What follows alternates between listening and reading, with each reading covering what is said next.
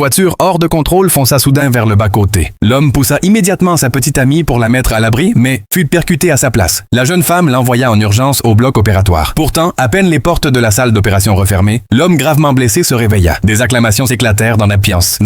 En réalité, il avait soigneusement mis en scène cet accident avec ses amis pour tester si sa petite amie l'aimait vraiment. En la voyant pleurer bourre de douleur devant la porte, il se sentit satisfait. Alors qu'il s'apprêtait à sortir pour lui avouer la vérité, un ami l'arrêta et lui demanda s'il osait tester une fois de plus la sincérité de la jeune femme. L'homme accepta sans hésiter. L'ami se déguisa en médecin et annonça à la jeune femme que son petit ami était grièvement blessé, qu'il risquait de devenir un légume et qu'il fallait payer 505 000 $ pour une opération afin de le maintenir en vie. Il pensait donc qu'elle abandonnerait en entendant cela, mais elle déclara qu'elle le sauverait coûte que coûte. Les parents de la jeune femme entendirent toute la conversation. Ils se souvenaient que le jeune homme avait célébré leurs anniversaires avec attention et les avait traités comme sa propre famille. Sans hésiter, ils décidèrent d'utiliser toutes leurs économies pour réunir la somme nécessaire. L'ami de l'homme, surpris par tant de bonté, compliqua encore les choses en exigeant que la totalité de l'argent soit versée dans un délai d'1 mois. Dès lors, le père de la jeune femme travailla 3 emplois par jour et, lorsqu'il avait faim, ramassait même des épis de maïs jetés par d'autres. Mais un drame survint. Épuisé par le surmenage, le père fit une chute sur un chantier. En apprenant la terrible nouvelle, la mère, accablée de chagrin, mourut à son tour. Leur dernier souhait fut que le petit ami de leur fille se réveille. Pendant ce temps, l'homme faisait la fête avec ses amis. L'un d'eux lui dit que sa petite amie n'était pas venue le voir de toute la journée et qu'elle l'avait sûrement abandonné. L'homme, naïf, crut ses paroles. Alors qu'il se plaignait d'elle dans la chambre, il la vit soudain apparaître à la porte. Ses amis se cachèrent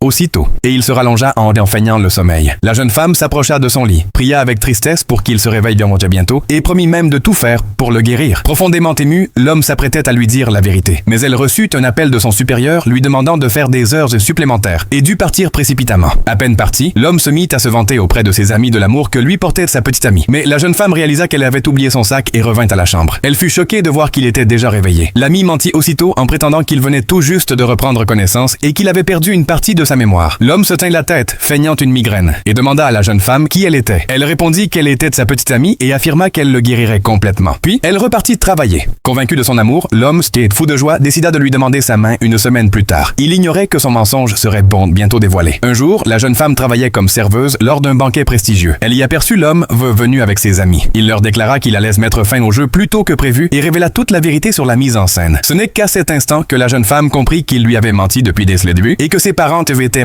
mortes à cause de ses mensonges. Furieuse, elle saisit un verre de vin et le lui jeta au visage sans hésiter. Comme elle portait un masque, l'homme ne la reconnut pas. Il ordonna à ses amis de lui donner une leçon et la fit expulser du banquet. Totalement déçue, la jeune femme jura qu'elle ne lui pardonnerait jamais.